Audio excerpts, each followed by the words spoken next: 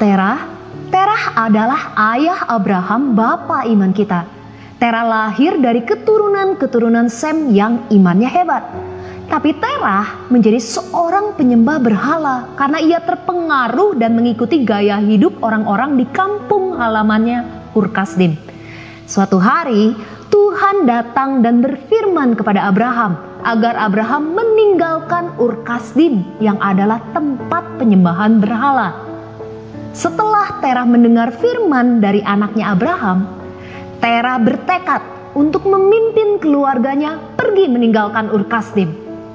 Bersama anaknya Abraham, menantunya Sarah dan cucunya Lot, Terah maju menuju ke tanah perjanjian Kanaan dan singgah di kota Haran. Di Haran, Terah sangat diberkati sehingga ia sangat betah dan nyaman.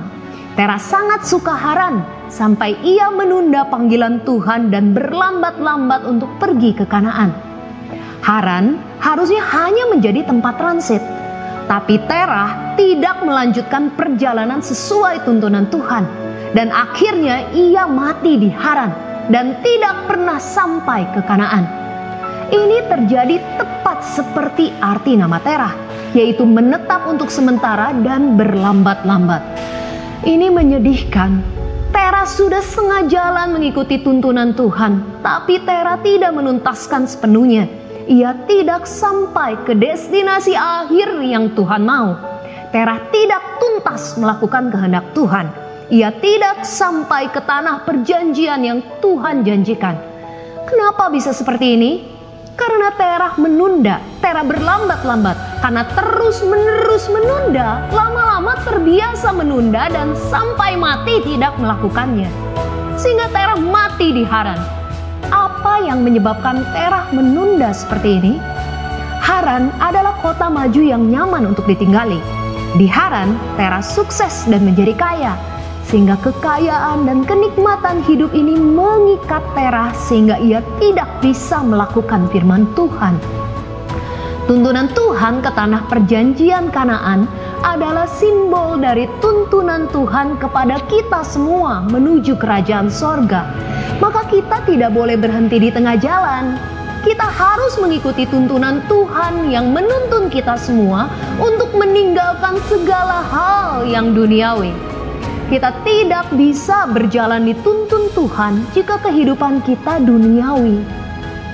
Kolose 3 ayat 5-6 berkata, karena itu matikanlah dalam dirimu segala sesuatu yang duniawi, yaitu percabulan, kenajisan, hawa nafsu, nafsu jahat, dan juga keserakahan yang sama dengan penyembahan berhala. Semuanya itu mendatangkan murka Allah atas orang-orang durhaka. Tanpa meninggalkan Haran, Terah tidak bisa masuk ke tanah janji. Untuk kita, tanpa mematikan hal-hal yang duniawi, kita tidak bisa masuk ke kerajaan sorga. Kita tidak bisa mengikuti Tuhan kalau kita masih mencintai dunia. Karena Terah terus menunda untuk pergi ke tanah janji, Terah menjadi penghalang bagi Abraham untuk melanjutkan perjalanan imannya ke tanah janji. Akhirnya Tuhan berfirman dengan tegas kepada Abraham untuk meninggalkan Terah ayahnya. Ini bukan keputusan yang mudah bagi Abraham untuk meninggalkan Terah yang sudah tua dan sendirian di Haran. Seharusnya Abraham bertanggung jawab untuk merawat bapaknya, apalagi Terah sudah tua. Tapi Abraham taat kepada panggilan Tuhan dan meninggalkan bapaknya Terah di Haran. Abraham harus melewati pemisahan yang sangat menyedihkan untuk mengikuti panggilan Tuhan ini. Kita pun harus seperti Abraham yang mau dipisahkan dari hal-hal duniawi, bahkan dipisahkan dari orang-orang yang menghalangi dan menghambat pertumbuhan rohani kita. Jika kita taat seperti Abraham, kita akan sampai ke tanah perjanjian kerajaan sorga.